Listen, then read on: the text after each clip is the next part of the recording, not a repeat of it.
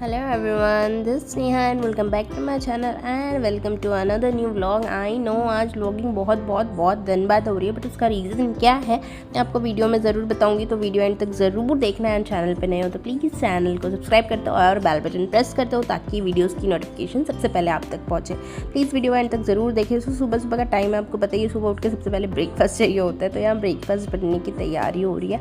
Peanuts मैं भून रही हूँ और यहाँ चाय के लिए दूध रख दिया है। और देखिए ना, सुबह मैंने ना सनलाइट ज़्यादा आती है हॉल में करके सारे कर्टन्स थोड़े हल्के लगा के ही रखे ताकि धूप एकदम ज़्यादा ना आए, इसलिए फिर ना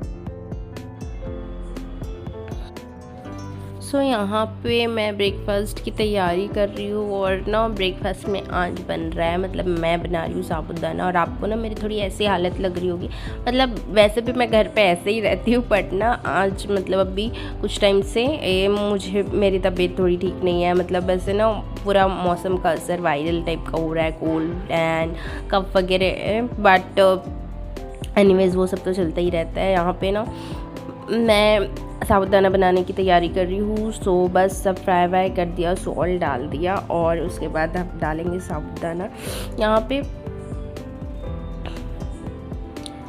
सो देखिए यहाँ पे ना साबूदाना बन के रेडी हो गया। इस बार ना साबूदाना थोड़ा सा ज़्यादा सोक हो गया था मुझसे रात में। यहाँ पे ब्रेकफास्ट करने के बाद हम पी रहे हैं चाय आराम से बैठ के। चाय तो अगर मैं उठ के पीऊँ ना तो मेरा दिन ही नहीं बनता, तो मुझे ब्रेकफास्ट के साथ ही चाय। यहाँ पे मैं आ गई हूँ फिर लंच की प्रिपरेशन करने। बहुत सोचा, बहुत डिसाइड किया यार लंच में क्या बनाना है। पता है रोज़ ये होता है, मतलब अगर इतनी सब्ज़ी है, ग्रीन वेजिटेबल से पल्सेस हम खाते हैं बट ज़्यादा नहीं, बट तो कितनी अगर 2 टाइम भी अगर अलग अलग बनानी है तो कुछ दिन में रिपीट करना ही पड़ता है। फिर डिसाइड करने के बाद मैंने सोचा, मेरे पास ये PR में आए थे पैकेजेस, ये फ्लो है एंड मतलब ये चिकपीस, और मतलब मेरे पास 3 अलग अलग वेरिएंट आए थे। एक था बीट रूट का आटा और एक ये ग्रीन वाला स्पिनच एंड चिकपीस का, एंड एक जो वो येलो वाला रखा है वो भी किसी चीज़ का है, पता नहीं। मैंने सोचा ये रखे हैं तो इन्हें भी यूज़ करना है। तो इस बार बीट रूट का मैंने एक बार यूज़ किया है एंड अच्छा था। एंड उसके बाद फिर ये है स्पिनच का, और तो मैंने सोचा आज इसको बना के ट्राई कर लेते हैं।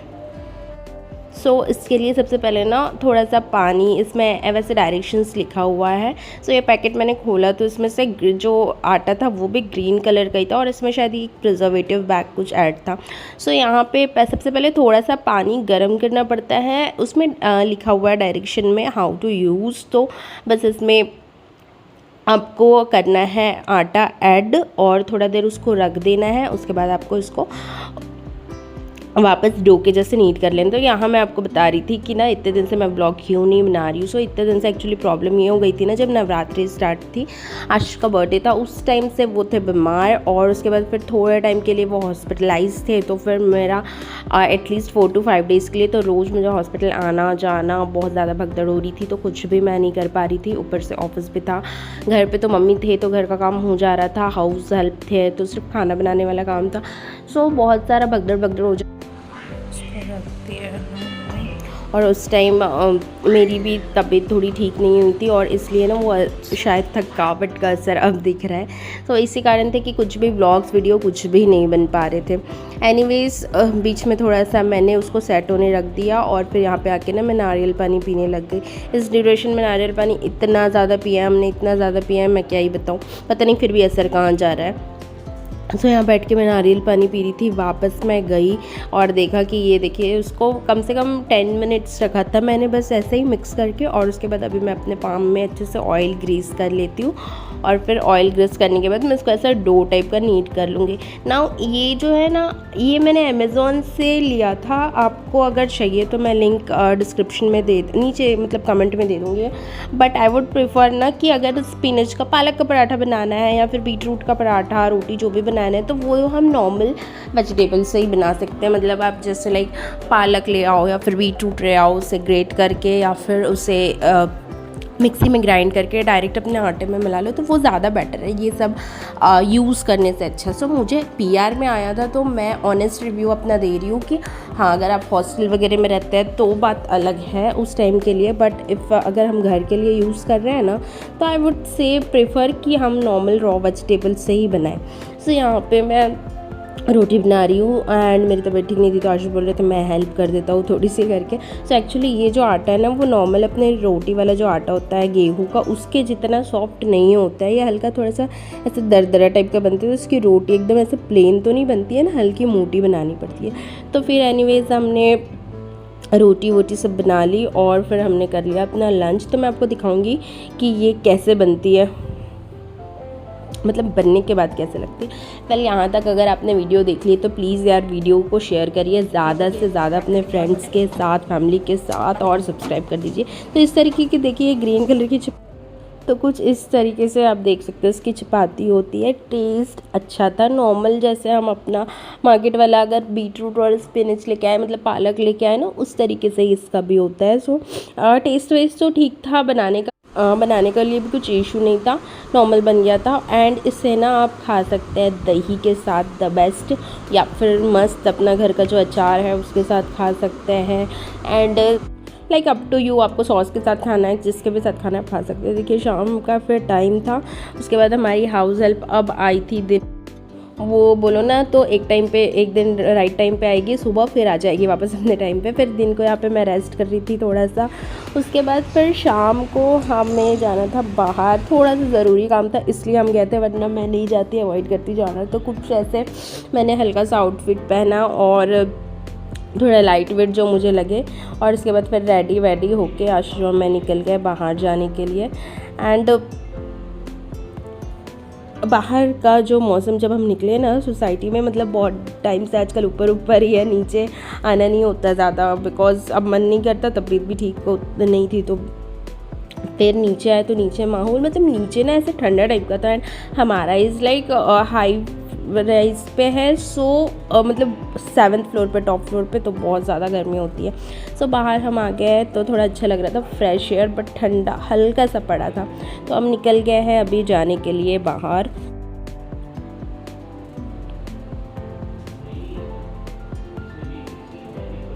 और ये देखिए हमारा सोसाइटी वाला मंदिर जहाँ हम जाते हैं, अभी काफ़ी दिन से हम जा नहीं पा रहे हैं। सो बस हम आगे हैं, और शाम होती है ना, अंधेरा होते ही मार्केट की रौनक बढ़ जाती है। एंड अभी तो और थोड़ी ज़्यादा रौनक लग रही है, बिकॉज फेस्टिव सीजन्स आ रहा है, दिवाली आ रही है पास, तो न्यू शॉप्स। बाकी ये जो मार्केट है ना, इसमें रोज़ इतनी चहल पहल रहती है, दिवाली के टाइम अगेंस्ट उसके ज़्यादा थोड़ा रश रहता है। तो हम आ गए थे जूडियो से मुझे कुछ लेना था इसलिए। एंड शायद हमारा वीक ऑफ भी था इस दिन, सैटरडे संडे, और हम काफ़ी दिन से गए भी नहीं थे, तो हम आ गए आए जूडियो में। बट पता है जूडियो के कपड़े ना, स्टार्टिंग में जब एकदम जूडियो न्यू लॉन्च हुआ था ना, उस टाइम मुझे अच्छे लगते थे, बट अभी तो बहुत सारे ऐसा लगता है इन कॉमन हो गए, तो मैं कुछ ले ही नहीं पाती जाती। तो फिर मुझे एक दो कुछ मेकअप के सामान लेने थे, वो लेके हम निकल गए। एंड बाहर देखिए ट्रैफिक।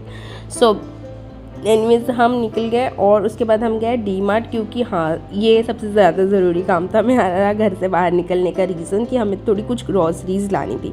ग्रॉसरीज़ हम ऑनलाइन भी मंगवा सकते हैं, बट आई वुड प्रेफर, मुझे अच्छा भी लगता है डी मार्ट जाके लाना, तो बिकॉज वेराइटी ऑफ ऑप्शंस आपको दिख जाते हैं, तो फिर हम जाके लाते हैं। एंड ना डी मार्ट में घूमते घूमते आपको पता है जो एक्स्ट्रा चीज़ आती है, उसमें इस बार मुझे ये कैसरोल इतना ज़्यादा पसंद आया। एक्चुअली मैं इसको बस ऐसे देख रही थी, ये सामने ही डिस्प्ले में रखा था, एंड ये इतना क्यूट था, इसके कलर्स इतने ज़्यादा क्यूट थे ना। मुझे काम तो बिल्कुल भी नहीं था घर पे इसका, बट इसके कलर देख के मेरा इतना मन आ गया। मैं आशीष को इतना बोल रही थी कि ले लेते हैं, भले काम नहीं है करके। फिर ना मैंने बहुत देर यहाँ पे टाइम स्पेंड किया, बहुत सोचा लूँ ना लूँ, बट इतना क्यूट लग रहा था ना कि भले काम भी नहीं था, तो बट मैंने रख ही लिया बास्केट में। मैंने सोचा देखेंगे लास्ट में।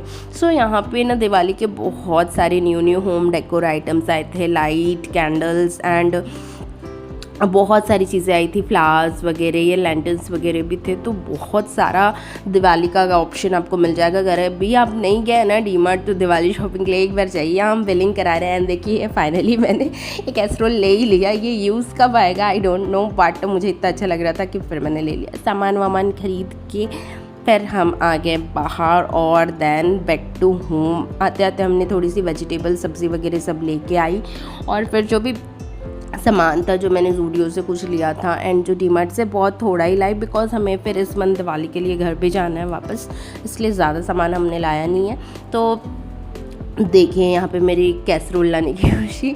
सो यहाँ पे सारा सामान मैं अनबॉक्स कर रही थी, मतलब निकाल के रख दे रही थी। और बिकॉज़ जो भी डेयरी वाला आइटम होगा, दूध पनीर वगैरह जो लेके आए थे वो सब फ्रीज़ में रखना पड़ेगा, इसलिए एक साथ सारा निकाल दिया। अनबॉक्सिंग यहाँ पे कुछ अनबॉक्सिंग जैसे तो नहीं है, बट ये सारा सामान मैंने अनपैक कर दिया है।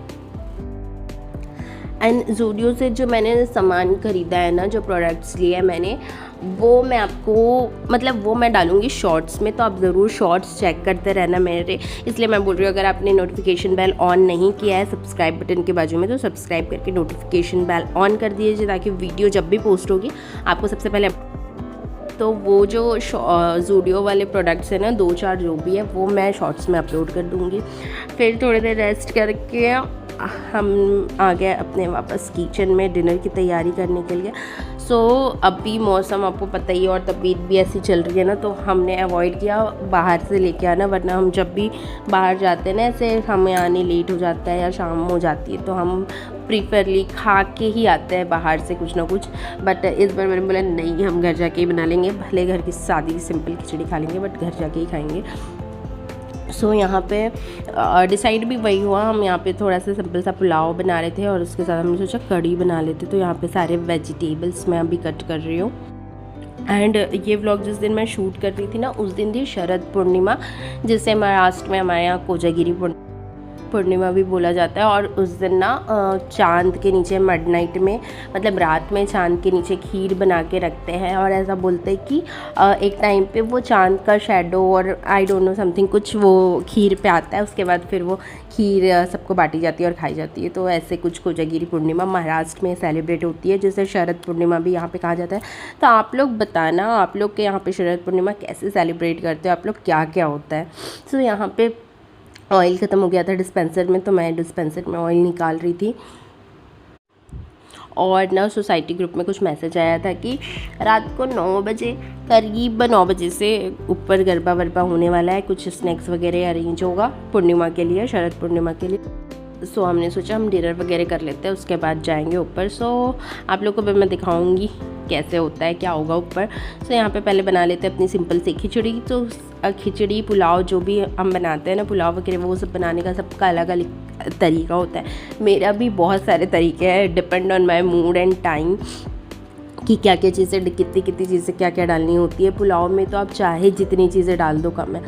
सो यहाँ पे सबसे पहले मैंने थोड़े से बेसिक खड़े मसाले डाले हैं, और उसके बाद फिर मैंने जीरा राई नॉर्मल डाल के अपना मिर्ची प्याज वगैरह का सब फिर मैंने इसमें थोड़ी सी कॉलीफ्लावर डाला है, बहुत ही थोड़ा, बिकॉज़ आशीष तो कॉलीफ्लावर खाते नहीं है, मैं ही खाती हूँ, तो मैंने लाई थी सब्ज़ी बनाने के लिए।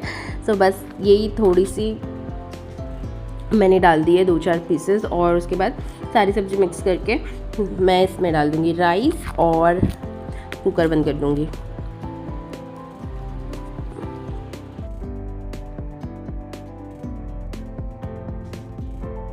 यहाँ मैंने डाल दिया है राइस और मैंने अच्छे से मिक्स कर लिया है। पानी मैंने डाल दिया है अकॉर्डिंगली, जितना डालना है मुझे ना, थोड़े से सॉरी, देखिए अभी भी मुझे इतना कोल्ड और कफ है, एंड इतने दिन से व्लॉग एडिट करने पड़ा हुआ था ना, तो मैंने सोचा आज कर ही लेती हूँ करके। सो इसलिए आवाज़ ऐसे बैठी बैठी आ रही है। सो बस राइस डाल के मैंने कुकर ऑफ कर दिया, और बाजू में देखिए मैं कढ़ी की तैयारी कर रही हूँ। सो यहाँ पे लंच तैयार हो जाएगा हमारे थोड़े देर में, मतलब 15-20 मिनट में। मैंने ना थोड़ा सा चावल साइड में निकाल के रखा था और मैं ऐड करना भूल गई थी, तो वापस मैंने कुकर ओपन किया, वापस वो राइस को धो के अच्छे से डाल दिया और फिर कुकर की लीड ऑफ की।